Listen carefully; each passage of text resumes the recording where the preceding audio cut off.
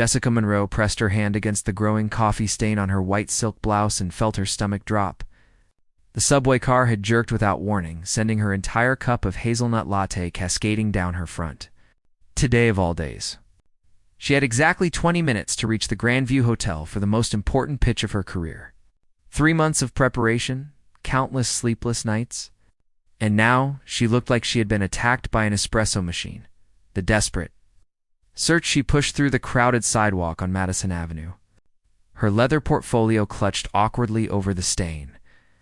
The morning sun reflected off the glass towers surrounding her, and every storefront she passed seemed to mock her desperation. A pharmacy rushed by, too small for what she needed. A fast food restaurant, useless. Then her eyes landed on something that made her pause. Sterling and Rose Boutique stood before her like a temple of elegance. Floor-to-ceiling windows displayed clothing that cost more than her car payment. The kind of place where salespeople judged you before you spoke. Jessica had always avoided stores like this. Growing up in a modest household in Ohio, she had learned early that wealth often came with cruelty. Her mother had worked retail for years, coming home with stories of rude customers who treated staff like servants. But right now, Jessica needed a bathroom. And this boutique was her only option.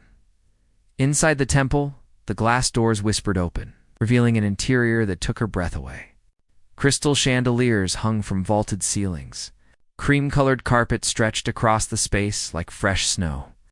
Everything gleamed with the kind of cleanliness that suggested an army of people worked overnight to maintain it. A woman approached wearing a charcoal dress that probably cost $1,000. Her smile was professionally pleasant, but her eyes scanned Jessica with the precision of a security system. Jessica spoke quickly before losing her nerve. "Excuse me, I had an accident with my coffee. Would it be possible to use your restroom? I have a crucial meeting in 15 minutes. The woman's gaze lingered on the brown stain spreading across Jessica's blouse. For a moment, silence hung between them. Then the saleswoman gestured toward the back. Through the fitting rooms, second door on your right. Unplanned confrontation relief flooded through Jessica as she moved toward the back of the store. She walked past racks of evening gowns that shimmered under strategic lighting, past shelves of handbags that gleamed like jewelry. She was almost to the fitting rooms when voices made her slow down. A man stood near the evening wear section, holding up a dress that made Jessica's blood pressure spike. The garment was barely there, constructed of crimson fabric that left almost nothing to the imagination. Thin straps, a neckline that plunged dangerously low, a hemline that would scandalize anyone over 30. But it was not the dress itself that bothered her. It was what the man said next. "This should work perfectly for my assistant. A reward for exceeding her quarterly targets." Jessica stopped walking. The man was tall, probably over 6 feet, with dark blonde hair styled in that casual way that required expensive products and professional help. His navy suit fit him like it had been painted on, custom-tailored to emphasize broad shoulders and a trim waist. A watch glinted on his wrist that probably cost more than Jessica made in 6 months. Everything about him radiated money and power. The saleswoman beside him practically glowed with enthusiasm. "What a generous bonus, sir." "She absolutely loved it." Speaking up, something snapped inside Jessica. She had seen this too many times. Men in positions of power who thought money excused inappropriate behavior. Women forced to smile and accept gifts that made them uncomfortable because refusing might cost them their jobs. Her rational mind screamed at her to stay quiet, to handle her own emergency and leave. But her mouth refused to cooperate. "You cannot actually think that is appropriate." The words cut through the boutique's hushed atmosphere like a fire alarm. The man turned slowly, and Jessica found herself staring into eyes the color of slate. They narrowed as they focused on her. "Sorry, what did you say?" Jessica stepped closer, the coffee stain on her blouse suddenly irrelevant compared to what she was witnessing. "That dress. You honestly believe that is a suitable gift for an employee?" "Because from my perspective, it looks like harassment wrapped in expensive fabric." The saleswoman made a small sound of shock. The man set the dress down with deliberate care, giving Jessica his complete attention. When he spoke, his voice was cold and controlled. "And you're qualified to judge my business decisions because of what exactly?" Because I have common sense and basic respect for professional boundaries. Jessica crossed her arms. That dress is not about appreciation. It is about control. If you genuinely wanted to reward her performance, you would choose something that honors her as a professional, not something designed to make her look like decoration at your next event. The battle of words a muscle twitched in his jaw. You're making substantial assumptions about someone you know nothing about. I don't need to know you personally to recognize problematic behavior. Jessica gestured at the offensive garment. Let me paint you a picture. You think you're being generous? You think she should be grateful for any attention from the successful boss? But what you're actually doing is creating an impossible situation. If she wears it, she's uncomfortable and objectified. If she refuses, she risks appearing ungrateful or difficult. That is not generosity. That is a power dynamic disguised as kindness. The entire boutique had gone silent. Other customers had stopped browsing, frozen in place like mannequins. The man took a step toward Jessica, and she became acutely aware of how his presence seemed to fill the space around him. He had the kind of confidence that came from never being told no. You have strong opinions for someone who clearly cannot afford anything in this establishment. The comment landed exactly where he intended. Jessica felt heat rise to her cheeks, but she refused to look away or back down. At least my values are not dependent on my bank account. She pointed to a sophisticated outfit on a nearby display. A tailored pantsuit in deep emerald, elegant and empowering. See that? That is what appreciation looks like. Professional, respectful, something that enhances her authority instead of undermining it. But I suppose you would need to actually view women as equals to understand the distinction. An unexpected concession, they stood there in tense silence, locked in a battle of wills that crackled with electricity. Jessica could see anger in those slate-colored eyes, but something else flickered there too. Calculation, perhaps. Maybe even reluctant admiration. Finally, he spoke to the saleswoman without breaking eye contact with Jessica. Package the pantsuit instead. Jessica blinked, surprised by the concession. The man moved slightly closer, close enough that she caught the scent of expensive cologne. Don't interpret this as agreement with your amateur analysis. I simply recognize that the pantsuit offers better versatility for multiple occasions. Whatever helps you sleep at night. Jessica managed a tight smile. Now, if you'll excuse me, I came here to use the restroom, not provide free lessons in basic human decency. She walked past him with her head high, though her hands trembled as she locked the bathroom door behind her. What had she just done? She had picked a fight with a complete stranger in one of Manhattan's most exclusive boutiques.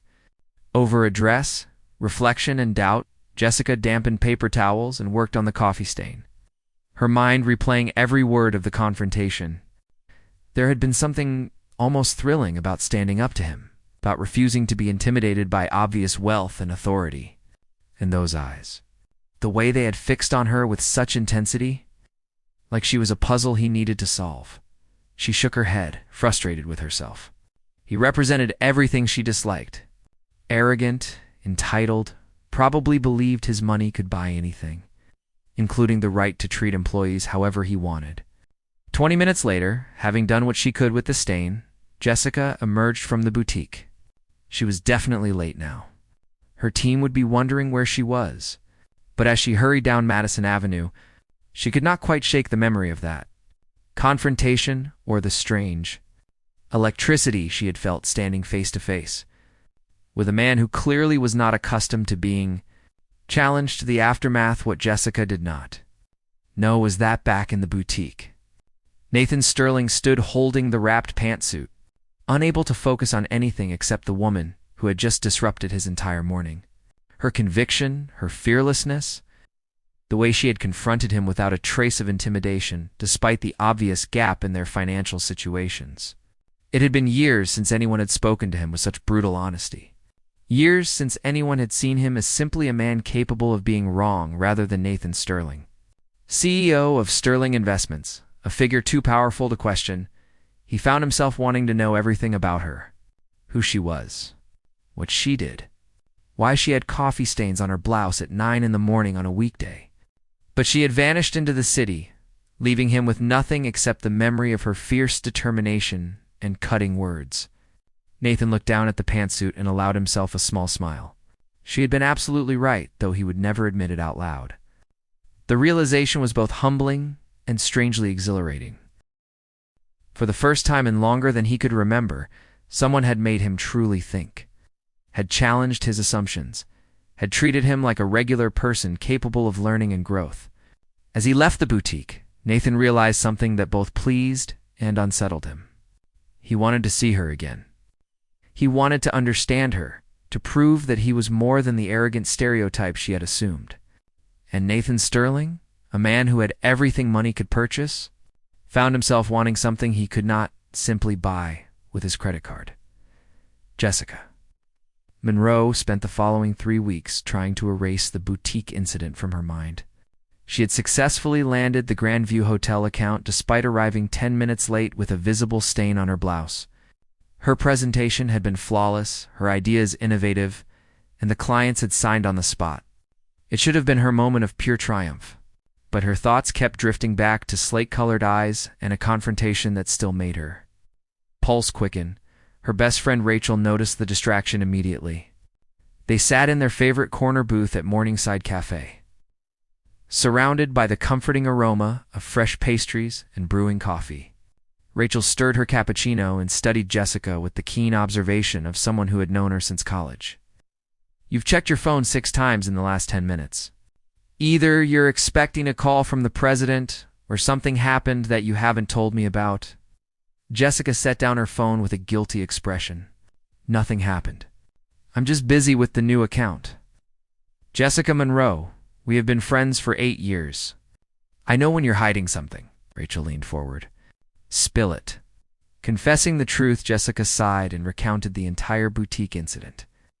From the coffee disaster to the heated confrontation, Rachel listened with growing amazement, her eyes widening with each detail. "Wait. Let me make sure I understand this correctly. You walked into one of the most expensive boutiques in Manhattan, looking like you lost a fight with a coffee machine, and proceeded to lecture a complete stranger about workplace harassment? When you phrase it like that, it sounds insane, because it is insane. Also incredibly brave and completely you." Rachel grinned. What did this guy look like? Jessica described him, trying to keep her tone neutral, but Rachel's knowing smile suggested she failed miserably. "You're attracted to him." "I'm not attracted to him. He represents everything wrong with wealthy men who think money excuses bad behavior." "Right. That's why you've been distracted for 3 weeks. Rachel checked her own phone and suddenly sat up straighter. "Speaking of wealthy people and their questionable behavior, are you still planning to attend the Children's Foundation Gala tomorrow night?" The charity gala. Jessica had completely forgotten about the gala. Her marketing firm had purchased a table as part of their community outreach efforts, and attendance was strongly encouraged. The thought of spending an evening in a ballroom full of Manhattan's elite filled her with dread, but refusing would look unprofessional. "I suppose I have to go, though I'd rather spend my Saturday night doing literally anything else." The next evening, Jessica stood in front of her bedroom mirror, adjusting the deep blue gown she had borrowed from Rachel. The dress was simple but elegant, falling to her ankles in soft waves. She had pulled her dark hair into a sophisticated updo and applied makeup with more care than usual. Not because she wanted to impress anyone, she told herself, simply because the event demanded it. The grand ballroom of the Whitmore Hotel took her breath away. Crystal chandeliers cast dancing light across marble floors. Round tables draped in white linen surrounded a central dance floor. Men in tuxedos and women in designer gowns mingled near a bar that stretched the length of one wall. Jessica felt distinctly out of place among people who wore wealth like a second skin, an unexpected encounter her. Colleagues from the marketing firm had claimed their table near the back, and Jessica settled in, hoping to remain unnoticed for the evening. The first hour passed in a blur of small talk and overpriced wine. Then the foundation director took the stage to introduce their keynote speaker and primary benefactor. Please welcome Nathan Sterling, CEO of Sterling Investments and founding patron of the Children's Foundation. Jessica's wine glass froze halfway to her lips. She watched in disbelief as the man from the boutique walked onto the stage. He looked even more commanding in a perfectly tailored tuxedo, his presence commanding the attention of every person in the room. When he spoke, his voice carried the same authority she remembered. But now it was tempered with genuine passion as he discussed the Foundation's mission to provide educational opportunities for underprivileged children. She listened despite herself, surprised by the depth of his knowledge and the sincerity in his words. This was not the arrogant man she had confronted 3 weeks ago. Or perhaps it was, but there were layers she had not seen in those brief, contentious minutes. Recognition. Nathan's speech concluded to enthusiastic applause. As people rose to mingle and network, Jessica considered slipping out early. But fate had other plans. She was making her way toward the exit when a familiar voice stopped her in her tracks. "Leaving so soon? And here I thought you'd want to stay and critique my charitable giving as thoroughly as you critiqued my gift selection." Jessica turned slowly. Nathan Sterling stood 3 feet away, holding a glass of whiskey and wearing an expression that mixed amusement with something she could not quite identify. Up close, in the soft lighting of the ballroom, he was even more striking than she remembered. But Jessica refused to be intimidated.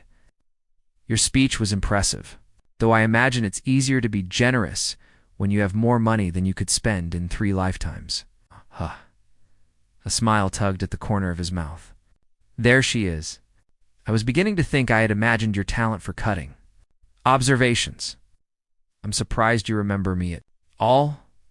How could I forget the woman who accused me of workplace harassment in front of half of Sterling and Rose's clientele?" He took a sip of his drink. "You made quite an impression, breaking the ice." Jessica crossed her arms, a defensive posture she recognized, but could not seem to stop. "If you're looking for an apology, you're going to be disappointed. I stand by everything I said." "Good, because I wasn't looking for an apology." Nathan gestured toward the bar. "But I would appreciate the opportunity to buy you a drink and perhaps start over without accusations of impropriety." She should have refused. Every instinct told her to maintain her distance from this man who represented a world she had never felt comfortable in. But curiosity won out over caution. "1 drink, and I'm buying my own." They found a quiet corner away from the main crowd. Nathan ordered another whiskey while Jessica requested white wine. For a moment, they stood in awkward silence, the memory of their confrontation hanging between them like smoke. "I need to tell you something," Nathan finally said. "The assistant I was buying the dress for, she doesn't exist." Jessica frowned. "What do you mean?" "The truth emerges. I was shopping for my sister's birthday. Victoria runs her own law firm and has absolutely no filter when it comes to telling me what she thinks. She specifically requested something daring and completely inappropriate for any professional setting." Nathan's expression turned self-deprecating. "I should have explained that in the boutique instead of letting my pride get in the way. But you came at me with such conviction that I found myself wanting to see how far you'd push." Jessica processed this information, feeling her certainty waver. "So there was no harassment situation at all?" "None whatsoever. Though your concerns would have been completely valid if the circumstances had been what you assumed." He met her gaze directly. "I've been thinking about what you said, about power dynamics and impossible situations. You were right. Even if I had been buying that dress for an employee, it would have been inappropriate regardless of my intentions." The admission surprised her. Men like Nathan Sterling, in her experience, rarely acknowledged being wrong about anything. "Why tell me this now?" "Because I've spent 3 weeks unable to stop thinking about a woman who had the courage to confront me in public over something she believed was wrong." Nathan set down his glass. "I've spent the last 20 years building a company, making money, surrounding myself with people who tell me exactly what I want to hear. Then you appeared out of nowhere, covered in coffee, and treated me like any other person capable of making mistakes. It was refreshing. Uncomfortable, but refreshing." Jessica felt her defensive walls beginning to crack. "I may have been too harsh. I had my own issues that morning and probably projected some of that onto you. The coffee incident? That and the fact that I grew up watching my mother be treated poorly by wealthy customers who thought money gave them the right to be cruel. I suppose I've developed a bias against people who display their wealth too, obviously." Nathan nodded slowly. "My father started Sterling Investments with nothing except determination and a loan from my grandfather. He taught me that money is a tool, not a personality trait. But I know I can come across as arrogant. It's a defense mechanism in a world where people constantly want something from you. They talked for the next hour, the conversation flowing with surprising ease. Jessica learned that Nathan donated 60% of his annual income to various charities, that he volunteered at a youth mentorship program every Tuesday evening, that his favorite food was actually cheap pizza from a corner shop near his first apartment. Nathan discovered that Jessica had built her marketing career from scratch after her father's medical bills wiped out the family savings, that she spoke 3 languages, that she had once backpacked through Southeast Asia with nothing but a backpack and a guidebook. A different perspective. I misjudged you, Jessica admitted as the evening wound down. I saw the expensive suit and the confident attitude and assumed I knew everything about you, and I tested you instead of simply explaining the situation like a mature adult. Nathan signaled for another round of drinks, though I have to ask, what gave you the courage to confront a complete stranger like that? Most people would have kept walking. Jessica considered the question carefully. My mother always taught me that silence in the face of wrong is its own form of wrong. I've seen too many women stay quiet about inappropriate behavior because speaking up seemed too risky. I promised myself I would never be that person, regardless of the consequences. It's admirable and rare. Nathan's expression grew serious. I meant what I said in my speech tonight. I grew up with advantages most people never get. My father believed that privilege came with responsibility. Every dollar I earn is a dollar I should use to make the world slightly better. The beginning of something new. Asked. The gala began to wind down. Nathan walked Jessica to the coat check. The earlier tension between them had transformed into something different, something charged with possibility rather than conflict. I know this is probably forward, but would you be interested in having dinner with me? Not as an apology or a confrontation, but as 2 people getting to know each other better. Jessica hesitated. Part of her wanted to say yes immediately, but another part, the part that had been hurt before, urged caution. I'm not sure that's a good idea. We come from very different worlds. Different doesn't mean incompatible. Nathan pulled out his phone. Let me propose something. Coffee first. Completely casual, public place, no pressure. If you hate every minute of it, you never have to see me again. But if you enjoy the conversation even half as much as I've enjoyed tonight, we consider dinner. Against her better judgment, Jessica found herself nodding. They exchanged numbers, and Nathan promised to text her during the week to arrange a time. As Jessica rode home in a taxi, she replayed the evening in her mind. Nathan Sterling was nothing like she had initially assumed. Beneath the wealth and authority was someone thoughtful, self-aware, and genuinely interested in making a positive impact. Reflection and Hope Rachel was going to have a field day with this. Development. Jessica could already imagine her friend's triumphant declaration that she had been right about the attraction. But as the taxi wound through Manhattan's late-night streets, Jessica allowed herself to feel something she had not felt in a long time. Hope. Hope that maybe she had been wrong. Hope that sometimes confrontations led to understanding. Hope that a chance encounter in a boutique could transform into something meaningful. Her phone buzzed with a text message. Nathan's name appeared on the screen. Thank you for giving me a second chance to make a first impression. Saturday morning, 10 o'clock, Morningside Cafe. I promise to come prepared for more of your honest observations. Jessica smiled and typed her response. Only if you promise not to wear anything that costs more than my monthly rent. I have a reputation for calling out inappropriate displays of wealth. His reply came seconds later. Deal, though I should warn you, my favorite jeans are designer. Some habits are harder to break than others. She laughed out loud in the back of the taxi, startling the driver. For the first time in 3 weeks, the memory of the boutique confrontation filled her with something other than embarrassment. It filled her with anticipation for what might come next. Because Jessica Monroe had learned something important that evening. Sometimes the people who challenge us most are exactly the people we need in our lives. And sometimes a coffee-stained blouse and a heated argument are exactly what fate uses to bring 2 people together. Jessica arrived at Morningside Cafe 15 minutes early. a habit born from years of her mother's insistence that punctuality showed respect. She chose a table by the window where morning sunlight streamed through, creating patterns on the worn wooden surface. The cafe was busy with weekend regulars, the air filled with the comforting sounds of steaming milk and quiet conversations. She ordered a chamomile tea, her hands wrapped around the warm cup as she watched people pass by. On the street outside, Nathan arrived exactly at 10 o'clock, and Jessica had to suppress a smile when she saw him. He had taken her comment about expensive clothing seriously.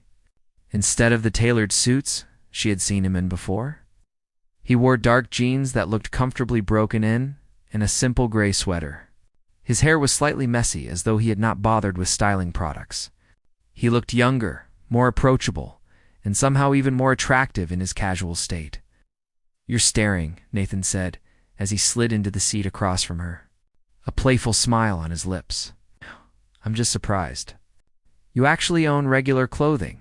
I contain multitudes." He signaled to the waitress and ordered black coffee. "Though I'll admit, my housekeeper nearly had a heart attack when I asked her where my old jeans were. She thought I was joking." Getting to know each other, they spent the first hour talking about ordinary things. Jessica told him about growing up in a small Ohio town where everyone knew everyone's business, about her father's construction company that had thrived until his accident, about working 3 jobs to put herself through college. Nathan shared stories about his childhood in Connecticut, his complicated relationship with his father, who had passed away 5 years earlier, his struggles to prove himself worthy of running the company he had inherited. "People assume everything was handed to me," Nathan said, stirring his second cup of coffee. "And in some ways, they're right. But my father was ruthless about preparation. I started working in the mailroom at 16, spent summers doing data entry, learned every aspect of the business from the ground up. He wanted to make sure I understood that money wasn't magical. It was the result of hard work and smart decisions." Jessica found herself leaning forward, genuinely interested. "Do you ever resent the pressure of living up to his legacy?" "Every single day." Nathan's honesty surprised her. "But I also understand that I have resources most people never get. The least I can do is use them responsibly." Propose as their third round of coffee arrived, Nathan's expression turned more serious. "I have a confession to make. I didn't just invite you here for pleasant conversation, though I'm certainly enjoying that. I have a proposition for you." Jessica raised an eyebrow. "Should I be concerned?" "Possibly." Nathan pulled out his phone and showed her a document. "Sterling Investments is launching a new initiative focused on supporting women-owned small businesses. We're providing microloans, mentorship, and marketing support to help female entrepreneurs scale their companies. But I realized something after our conversations. I'm not the right person to lead this program." He scrolled through the document, showing her detailed plans, budget allocations, and implementation strategies. Jessica scanned the information with growing interest. "This is actually impressive. The structure is solid, the funding is generous. The support systems you've outlined could genuinely make a difference. But it needs someone who understands the real challenges these women face. Someone who built a career through determination rather than inheritance. Someone who isn't afraid to tell me when my ideas are privileged nonsense." Nathan met her gaze. "I want you to run this program." Jessica set down her cup carefully, certain she had misheard. "You want me to do what now?" "Run the Women's Business Initiative. Full creative control, competitive salary, well above what you're currently making, budget authority, and a team of your choosing. You would report directly to me, but I promise to stay out of your way unless you ask for input." "Nathan, we've known each other for exactly 4 days, counting the boutique incident. You can't possibly know enough about me to offer this kind of position." He leaned back in his chair, completely relaxed. "I know you had the courage to confront someone you perceived as wrong despite the social and financial power imbalance. I know you successfully landed a major client despite arriving late with a coffee stain on your blouse, which suggests exceptional professional skills. I know you speak 3 languages, built your career from nothing, and have genuine passion for supporting women in business. What else do I need to know?" Jessica's mind raced through the implications. This was the kind of opportunity people spent entire careers hoping for. The chance to make a real difference, backed by substantial resources and institutional support. But accepting meant tying herself professionally to Nathan Sterling, a man she had known for less than a week. Doubts and decisions, I need time to think about this. It's a huge decision. Of course, take all the time you need. Nathan signaled for the check. But while you're considering, let me show you something that might help with your decision. They left the cafe and walked 3 blocks to a converted warehouse building in a neighborhood Jessica knew was being redeveloped. Nathan led her inside to a spacious office suite that was still under construction. Workers moved through the space, installing fixtures and painting walls. This will be the headquarters for the Women's Business Initiative. Open layout to encourage collaboration, private offices for confidential consultations, conference rooms equipped with the latest technology, and a community space where entrepreneurs can network and support each other. Nathan gestured around the space with genuine enthusiasm. I purchased this building 6 months ago specifically for this project. I just needed the right person to bring it to life. Jessica walked through the unfinished space, her imagination filling in the details. She could see mentorship sessions happening in the conference rooms. Women gathering in the community space to share ideas and challenges, success stories being celebrated in these very halls. It was everything she had dreamed of creating but never had the resources to attempt. The real question, why are you really doing this? Jessica asked, turning to face Nathan. And please don't give me the rehearsed answer about responsibility and privilege. What's the real reason? Nathan was quiet for a long moment, looking out the large windows at the city below. When he spoke, his voice carried a vulnerability she had not heard before. My mother died when I was 12. Breast cancer. She had dreams of starting her own business, something in fashion design, but my father discouraged her. He thought it was a hobby, not a serious pursuit. She put her dreams aside to support his career, to raise me, to be the perfect corporate wife.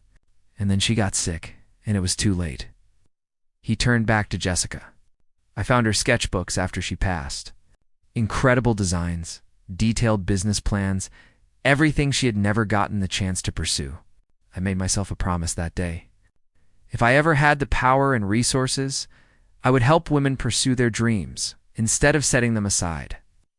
The raw honesty in his words struck something deep in Jessica's heart. This was not about public relations or tax benefits. This was personal, meaningful, a way to honor someone he had lost.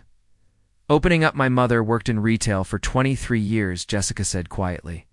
She was brilliant with customers, had an intuitive understanding of what people wanted before they knew themselves.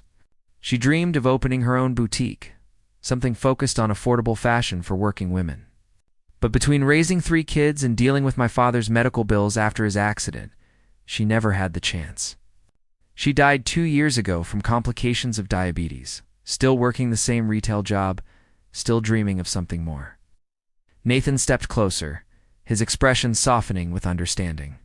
Then you know exactly why this matters. Not just as a business initiative, but as a way to honor the dreams that deserve to be realized. Jessica felt tears threatening and blinked them back. She had not talked about her mother's unfulfilled dreams with anyone, not even Rachel. But standing in this unfinished space with Nathan Sterling, a man who understood loss and legacy, it felt safe to share that pain. A different kind of connection. I'm scared, she admitted. Not of the work or the responsibility. I'm scared of this, she gestured between them. Whatever this is becoming, professional relationships that cross into personal territory rarely end well. Then let's be clear about boundaries from the start. Nathan's business instincts kicked in, his tone becoming more formal. If you accept this position, we establish firm professional guidelines. No romantic involvement while you're working on this project. We maintain appropriate workplace boundaries. And if at any point either of us develops feelings that could compromise the professional relationship, we address it honestly and directly. Jessica appreciated his directness. Even as part of her felt disappointed by the restrictions. That sounds reasonable?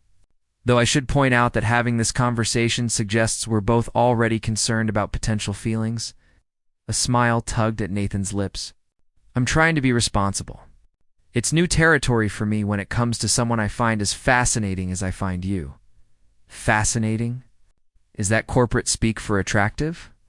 It's honest speak for someone who challenges me, intrigues me, and makes me want to be better than I currently am.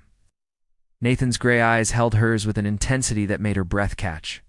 But I also genuinely believe you're the right person for this position, regardless of any personal feelings. Your skills, your passion, your understanding of the challenges these women face. That's what makes you qualified, not my attraction to you.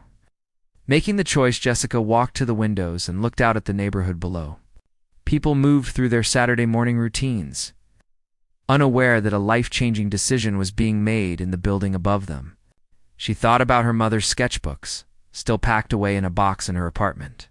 She thought about all the women who had dreams but lacked resources. She thought about the opportunity to make a genuine difference instead of just marketing products for corporations who saw women as demographics rather than people. I'll need complete creative control over the program structure and implementation. Nathan's face lit up with hope. Absolutely. And I'll need guaranteed funding for at least 5 years.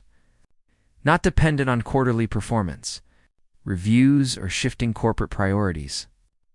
Already built into the budget. And I want the right to reject any business loan applicants who don't meet our standards, regardless of political or social connections they might have to sterling investments. I wouldn't want it any other way. Jessica turned from the window to face him fully. Then I accept. But we need to put everything in writing, including the professional boundaries we discussed. I won't have anyone suggesting I got this position through anything other than my qualifications. Sealing the agreement, Athen extended his hand, and Jessica shook it firmly. The touch sent electricity through her arm, a reminder that professional boundaries were going to be more challenging than either of them had acknowledged. They spent the next hour discussing logistics, timelines, and next steps.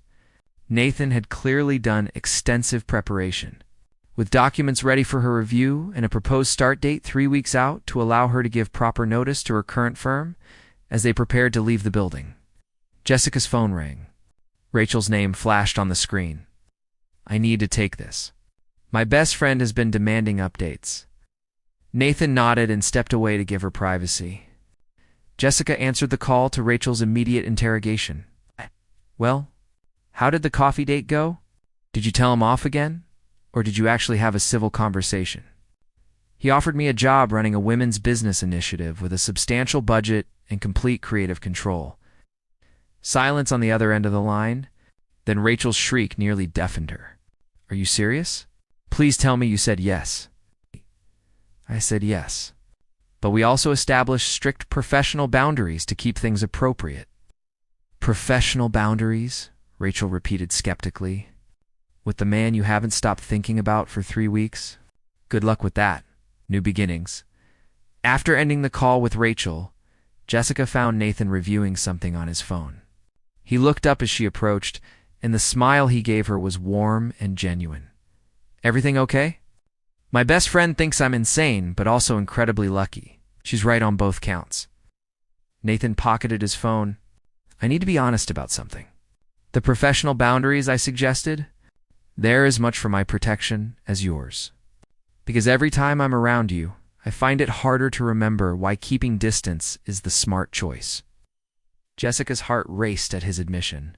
Then we'll both need to be vigilant about maintaining those boundaries. Agreed. But neither of them moved, the space between them charged with unspoken possibility. Finally, Nathan stepped back, breaking the spell. I'll have my legal team send over the employment contract by Monday. Take your time reviewing it. Negotiate anything that doesn't work for you. This needs to be right for both of us. They left the building together, emerging into afternoon sunlight that had replaced the morning's gentle rays. On the sidewalk, they paused, neither quite ready to say goodbye. Thank you, Jessica said softly, for seeing something in me worth investing in. Thank you for being willing to take a chance on a man you once accused of workplace harassment. Nathan's expression turned playful. Though I reserve the right to remind you of that incident whenever you get too serious in meetings. Jessica laughed, the sound bright and genuine. And I reserve the right to keep you honest whenever your privilege starts showing. I'm counting on it. A kiss and a promise, they stood there for another moment, the busy street flowing around them like water around stones. Then Nathan did something unexpected. He leaned forward and pressed a gentle kiss to her forehead, a gesture that was both intimate and restrained. "For luck," he said softly. "On our new professional relationship and whatever else the future might hold." Before Jessica could respond, he hailed a passing taxi and was gone, leaving her standing on the sidewalk with her hand pressed to where his lips had touched her skin. She knew she should be concerned about that kiss, about what it meant for their professional boundaries and carefully constructed guidelines, but all she could feel was happiness, pure and uncomplicated. Jessica pulled out her phone and typed a message to Nathan. "Professional boundaries start Monday when I receive the contract. Until then, I reserve the right to acknowledge that today was perfect." His response came quickly. "Monday it is. Enjoy your weekend, Jessica Monroe. Your life is about to change in ways neither of us can fully predict." As she walked toward the subway station, Jessica realized he was absolutely right. A chance encounter in a boutique, fueled by coffee stains and righteous anger, had transformed into something she had never expected. A career opportunity that aligned with her deepest values. A connection with someone who challenged and inspired her in equal measure. And the beginning of a story that was still being written. One honest conversation at a time, her mother would have been proud. Not just of the professional achievement, but of the courage it took to confront injustice, to admit when first impressions were wrong, and to take a chance on something that felt both terrifying and absolutely right. Jessica smiled as she descended into the subway, her mind already racing with plans for the Women's Business Initiative and wondering what Monday would bring when professional. Boundaries took effect, and the real work began. The coffee-stained blouse that had started everything hung in her closet at home, a reminder that sometimes the worst moments lead to the best opportunities. And sometimes the person you clash with in a luxury store turns out to be exactly the person you needed to meet. Even if neither of you knew it at the time. The end.